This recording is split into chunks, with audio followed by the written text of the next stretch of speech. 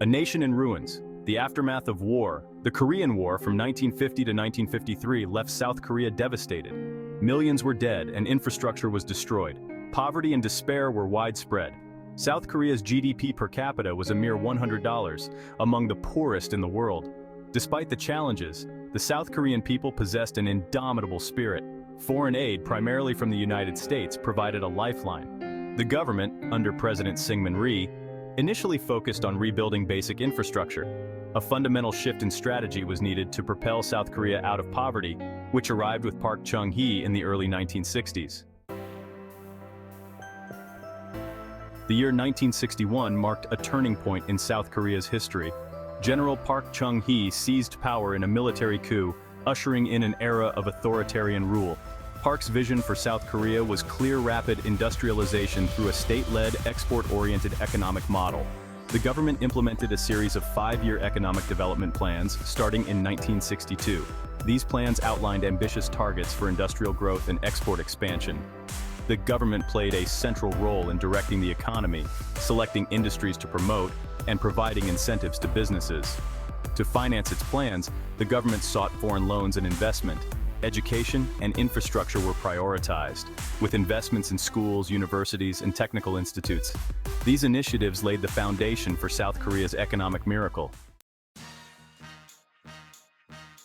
The South Korean government, under Park Chung-hee, forged a close relationship with the chaebols. Chaebols, such as Samsung, Hyundai, and LG, were provided with preferential access to government loans and subsidies. This collaboration, often referred to as Korea Inc., became a defining feature of the South Korean economic model. The government provided direction and support, while the chaebols executed the plans. South Korea's economy began to take off in the 1960s, fueled by exports of textiles and other labor-intensive goods.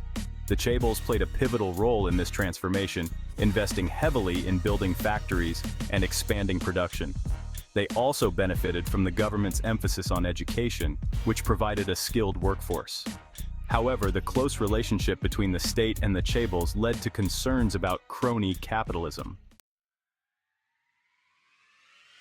From textiles to tech, embracing the digital age. By the 1980s, South Korea's economy had matured beyond labor-intensive industries. The government recognized the need to transition to higher tech industries to sustain growth. Policies were implemented to promote investment in research and development and support the growth of electronics, semiconductors, and automobiles. The chaebols, with their vast resources, embraced this new direction.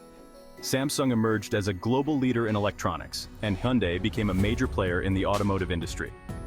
This transition propelled South Korea's economy to new heights, establishing its position as one of the 4 Asian tigers.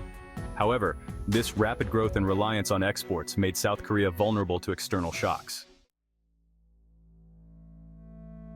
Weathering the storm, the Asian financial crisis and its aftermath. The Asian financial crisis, which began in Thailand in 1997, hit South Korea hard. The country's reliance on short-term foreign debt and weaknesses in the financial sector made it vulnerable. As foreign investors pulled out, the South Korean won plummeted, leading to a surge in inflation. Companies, particularly the heavily indebted chaebols, faced a liquidity crisis. The economy contracted sharply, and the country sought a bailout from the International Monetary Fund, IMF. The IMF bailout came with stringent conditions, including fiscal austerity and corporate restructuring. The crisis exposed the vulnerabilities of South Korea's export-dependent growth model and highlighted the need for economic diversification. A global powerhouse, South Korea's ascent in the 21st century. Following the Asian financial crisis, South Korea embarked on economic reform and restructuring. The government implemented measures to strengthen financial regulations and promote transparency. It also encouraged the development of small and medium-sized enterprises, SMEs, to reduce the dominance of the chaebols. South Korea continued to invest in education, research and development, and technological innovation. Korean companies like Samsung, LG, and Hyundai expanded their global reach. Today, South Korea stands as a global economic powerhouse, the world's 10th largest economy. Its transformation, often referred to as the miracle on the Han River, is a testament to the resilience of the Korean people and the vision of its leaders. South Korea's journey offers valuable lessons for other developing countries striving for economic growth and prosperity.